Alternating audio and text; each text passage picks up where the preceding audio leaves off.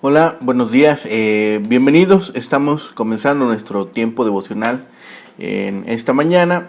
El día de hoy estaremos revisando del capítulo 3 del libro de Eclesiastés, del versículo 1 al 8, que para nuestro tiempo devocional que hemos titulado Los tiempos y las dificultades de la vida. Los tiempos y las dificultades de la vida. Vamos a hacer nuestra lectura de nuestra porción. Dice la palabra de Dios: hay una temporada para todo, un tiempo para cada actividad bajo el cielo, un tiempo para nacer y un tiempo para morir, un tiempo para sembrar y un tiempo para cosechar, un tiempo para matar y un tiempo para sanar, un tiempo para derribar y un tiempo para construir, un tiempo para llorar y un tiempo para reír, un tiempo para entristecerse y un tiempo para bailar, un tiempo para esparcir piedras y un tiempo para juntar piedras, un tiempo para abrazarse y un tiempo para apartarse, un tiempo para buscar y un tiempo para dejar de buscar, un tiempo para guardar y un tiempo para botar, un tiempo para rasgar y un tiempo para remendar, un tiempo para callar y un tiempo para hablar, un tiempo para amar y un tiempo para odiar, un tiempo para la guerra y un tiempo para la paz. Vemos en esta sección ahora del libro de Eclesiastés las dificultades de la vida. El primer tema que habla aquí es en el versículo 1, que reconocemos en la Reina Valera como la siguiente forma. Dice: todo tiene su tiempo y todo lo que se quiere debajo del cielo tiene su hora. La felicidad absoluta depende del gozo de la vida, con ciertos límites que en parte se rigen por lo oportuno en que se participan. Lo oportuno de las actividades de la vida y la sabiduría para conocer esto. Toda cosa de la naturaleza y de la vida humana tiene su tiempo: nacer y morir, plantar y cosechar, matar y curar. La sabiduría es como reconocer las sazones y los tiempos para hacer lo que corresponde en cada uno. Antes de nacer y hasta el momento de la muerte, Dios está llevando a cabo sus propósitos divinos, aunque no siempre entendemos lo que está haciendo. Salomón declara 14 acciones que Dios está obrando en nuestra vida individual, buscando llevar a cabo su voluntad. Si cooperamos con el tiempo oportuno de Dios, la vida tendrá entonces sentido. El argumento de esta sección gira alrededor de la repetición de la palabra tiempo. Además, Salomón aduce que Dios ha determinado un tiempo para todo, un tiempo para la injusticia y opresión. Todo ello es parte de la eterna, inmutable e inescrutable providencia divina, lo cual hace que todo el trabajo de una persona sea inútil. Vemos también el control del tiempo por Dios. El propósito de esta sección es el de llamarnos a un concepto de la soberanía de Dios que asegura y a la vez modera al lector. Asegura por causa del control de Dios y sin embargo modera porque el control de Dios permanece misterioso. Hay propósitos en la vida debido a la supervisión divina de sus estaciones. Es decir, en las manos de Dios están las estaciones del año. Tiempo también quiere decir una ocasión o estación. Todo lo que se quiere puede traducirse como propósito y señala a lo que uno desea hacer. Del versículo 2 al 8 También es visible el control del tiempo por Dios que se impone sobre nosotros. El versículo 2 trata del principio y fin de la vida, por lo tanto todo incluido. Hay tres pares en el versículo 2 y 3 que tratan de actividades que construyen o destruyen. Luego vienen emociones privadas, llorar y reír. En el versículo 4, y públicas, estar de duelo y bailar. Esparcir piedras y juntar se refiere probablemente a la agresión de arruinar campos y a preparar la tierra para el cultivo. Las frases del versículo 5 se refieren a enemistad y amistad individual y colectiva. Luego el versículo 6 es una reflexión sobre posesiones o ambiciones, empezando o abandonando la búsqueda de lo que uno quiere, conservando o despojándose de lo que uno tiene. Los versículos 7 y 8 se refieren al hablar, dice tanto callar y hablar, y a las relaciones personales, amar, aborrecer, y nacionales, guerra y paz. En la sección anterior habíamos llegado a la lectura que hace Salomón acerca de que el trabajo es inútil. Y las preguntas que nos planteamos habían resonado o tienen eco también en esta sección. Pensemos en las ocasiones que hemos trabajado larga y diligentemente en un proyecto que fracasó. Tal vez esto nos llevó incluso a frustración.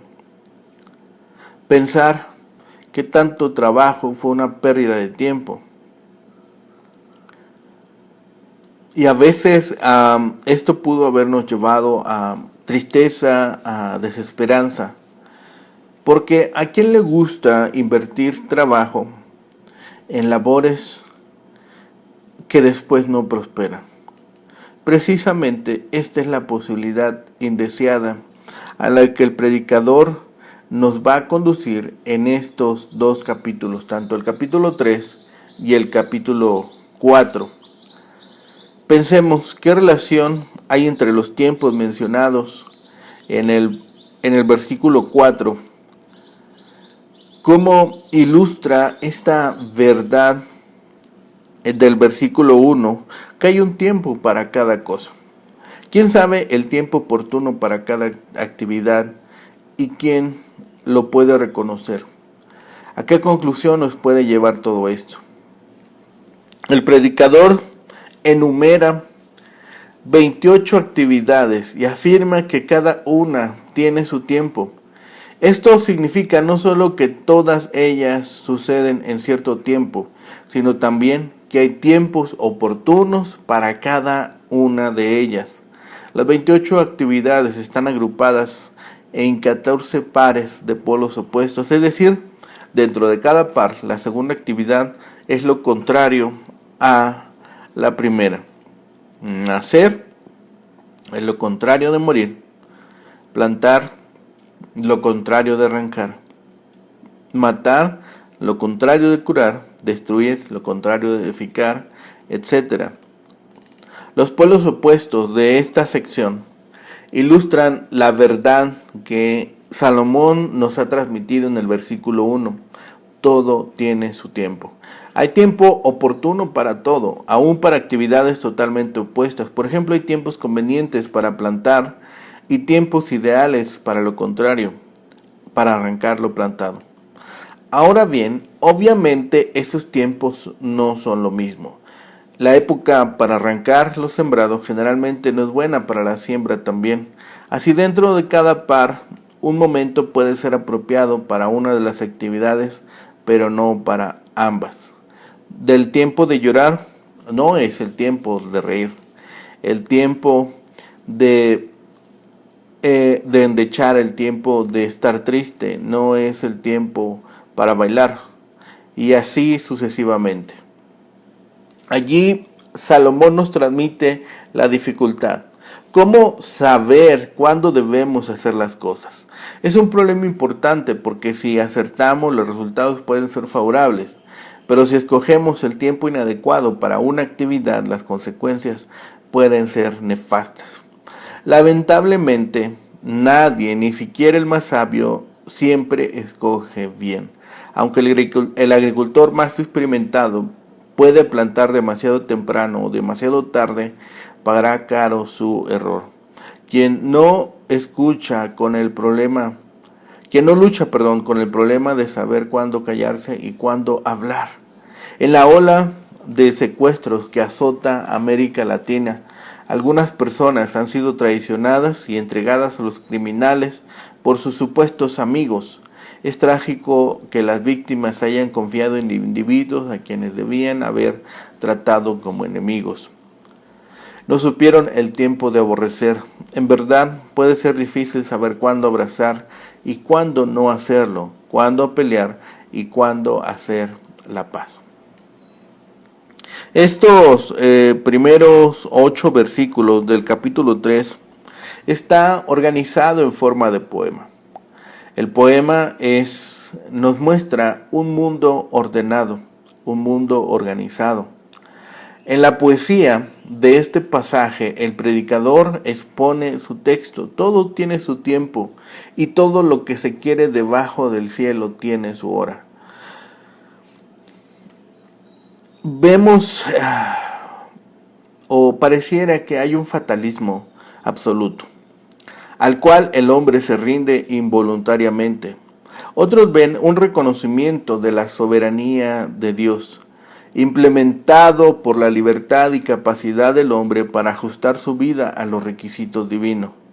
Este pasaje tiene una restringida majestad de movimiento, pero si el río de la vida consistiera en 2 corrientes que fluyeran entre las mismas orillas, hay una corriente de permiso, por así decirlo, y una corriente de prohibición. Es parte de la sabiduría de la vida saber dónde abordar la marea creciente y no gastar esperanza y esfuerzo en lo que no puede hacerse, al menos por el momento. Dios ha dado el orden y a nosotros nos toca observarlo.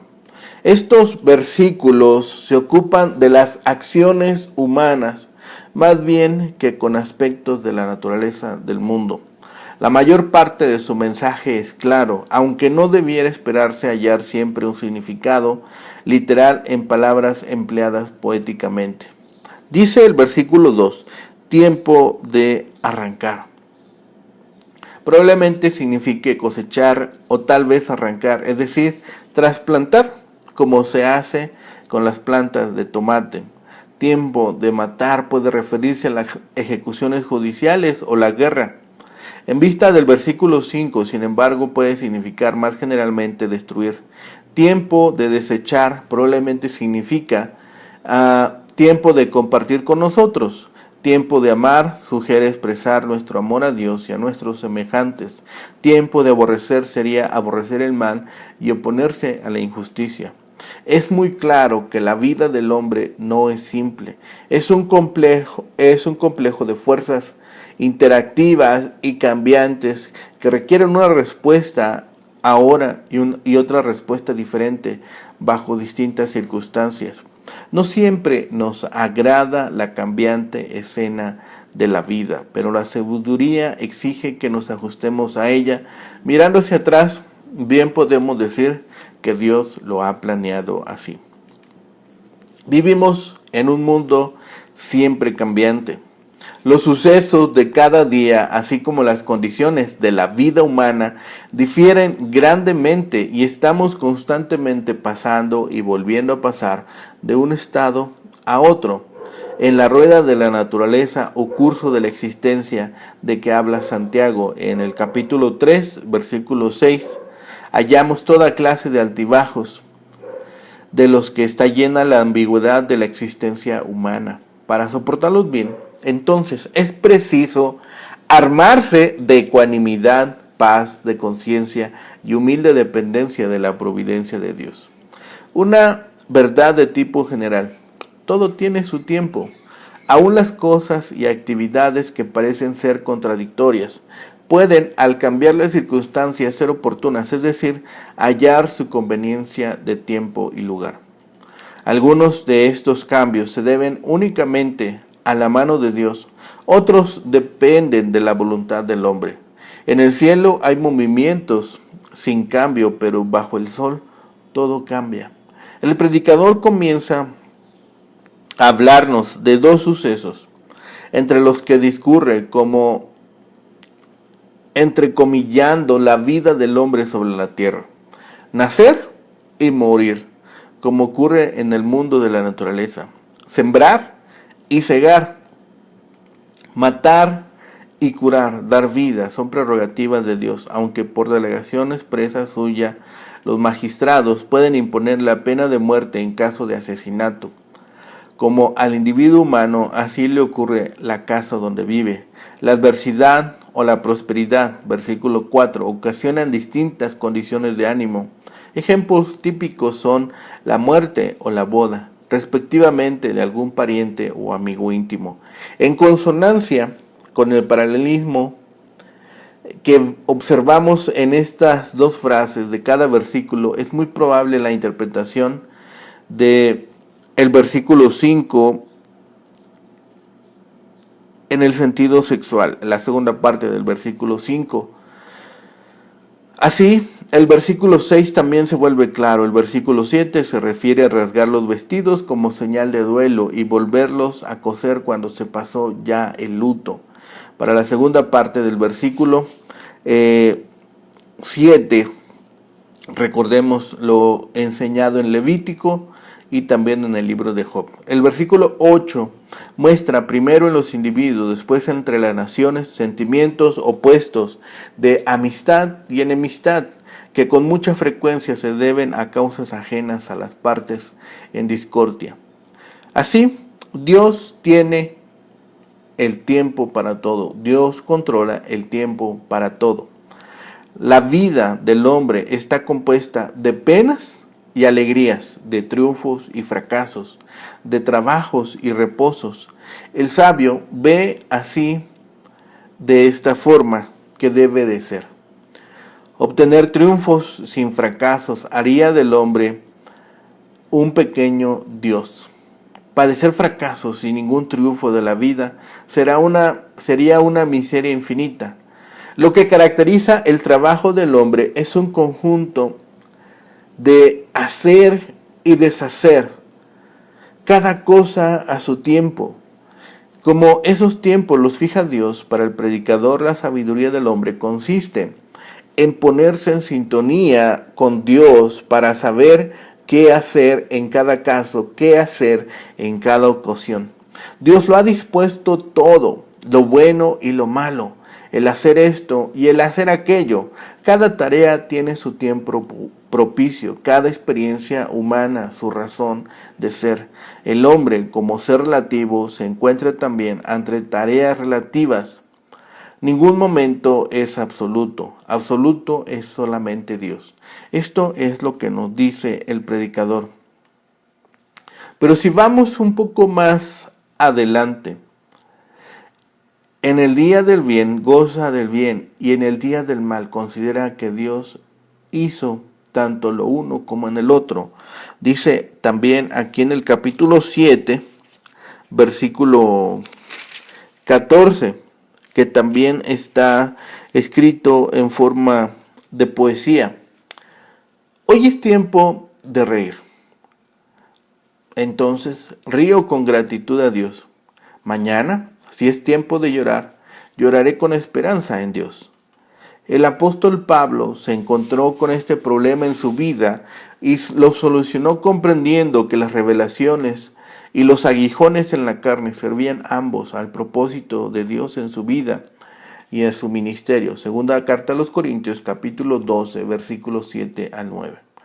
Hay dos maneras de enfrentarnos con esta realidad de la vida que el predicador nos presenta: con fe o sin ella. Lo que la vida nos diga dependerá de ese imponderable que llamamos fe. Todo tiene su tiempo, concluye el predicador.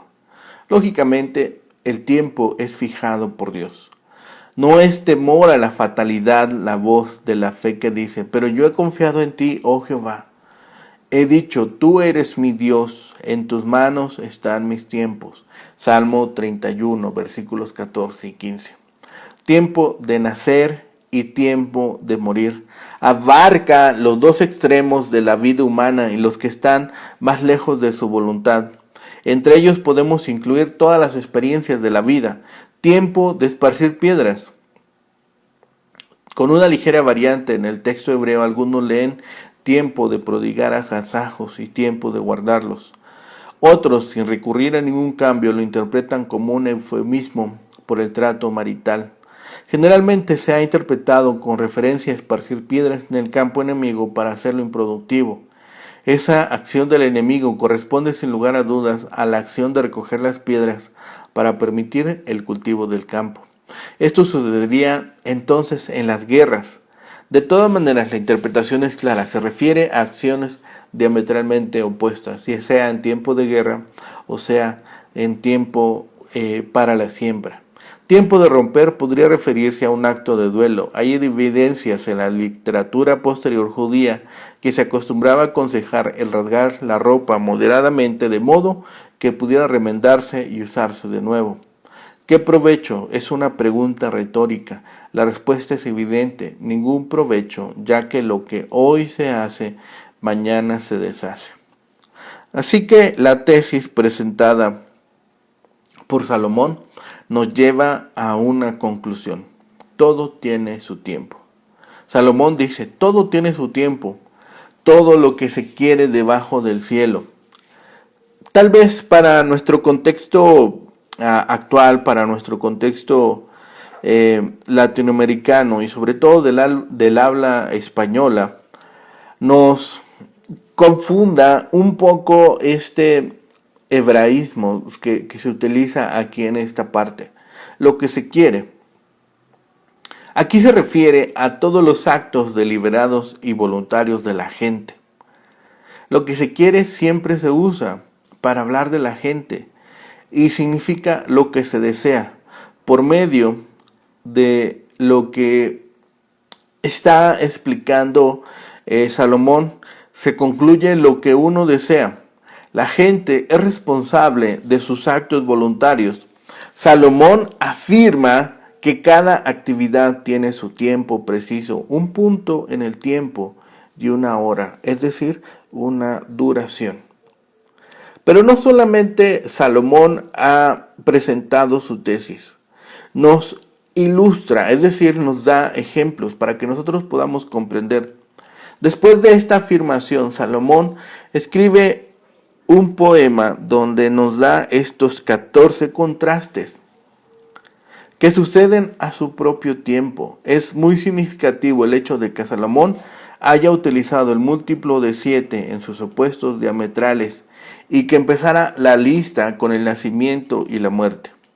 El número 7 sugiere la idea de lo completo y el uso de antónimos, que es un estilo poético bien conocido que se llama merismo, sugiere la totalidad de estas cosas. El ejemplo que tenemos es en Salmo 139, versículos 2 y 3. A pesar de que el significado exacto de algunas de estas actividades no está muy claro, Salomón tenía la intención de afirmar que todas las labores de una persona, sean constructivas o no, y que todas sus relaciones hacia la gente, objetos y eventos suceden entonces en un tiempo.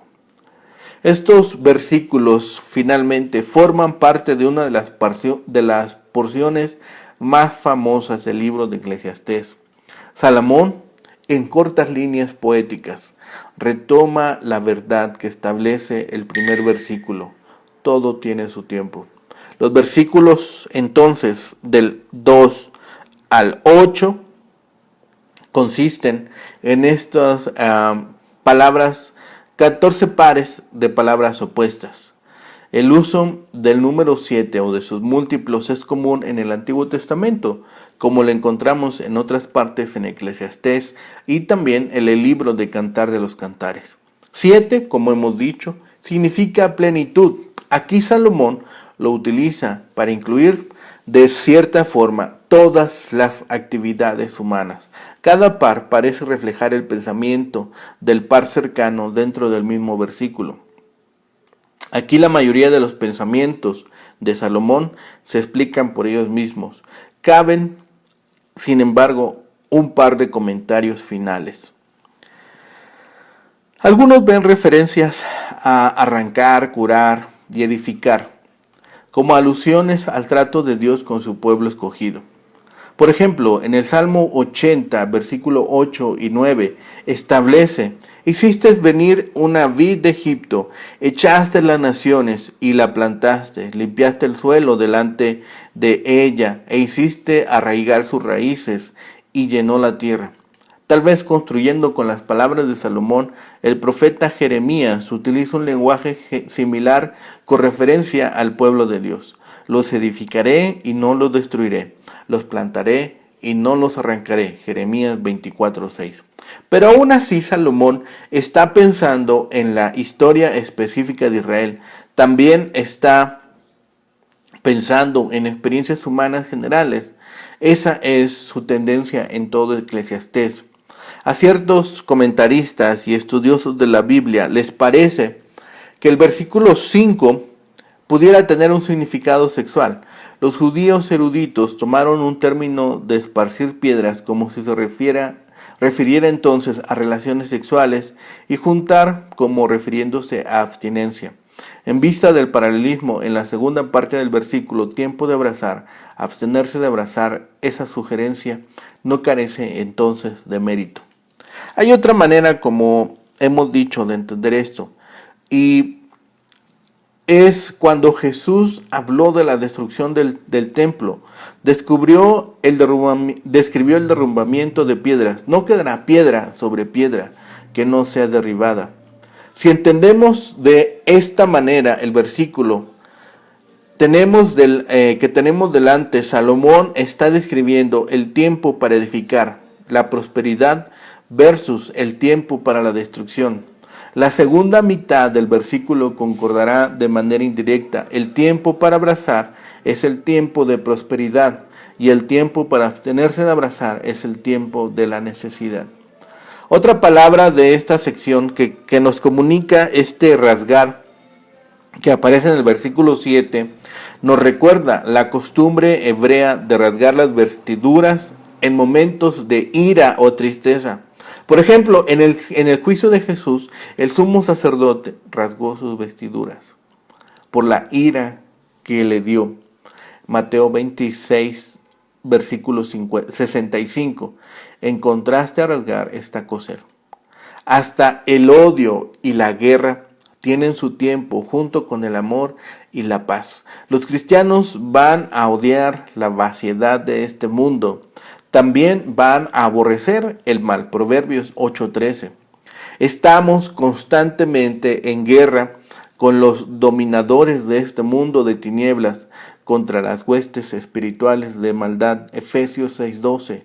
Y si somos llamados, debemos servir a nuestro país en tiempo de guerra. Además, Dios mismo manifiesta el odio, Salmo 5:5, y el amor, Juan 3:16, hacia este mundo pecador. En todo caso, no tenemos que insistir en cierta imagen específica en estos versículos. El rey Salomón habla de un tiempo para todo. Los ejemplos que da son suficientemente amplios para incluir exactamente todo. La pregunta principal que se hace en esta sección de Eclesiastés no está relacionada con detalles específicos, más bien tiene que ver con la idea central de todo el pasaje. ¿Qué nos trata de enseñar Salomón cuando dice que hay tiempo para todo? Salomón nos enseña aquí que es sabio hacer lo correcto en el momento correcto.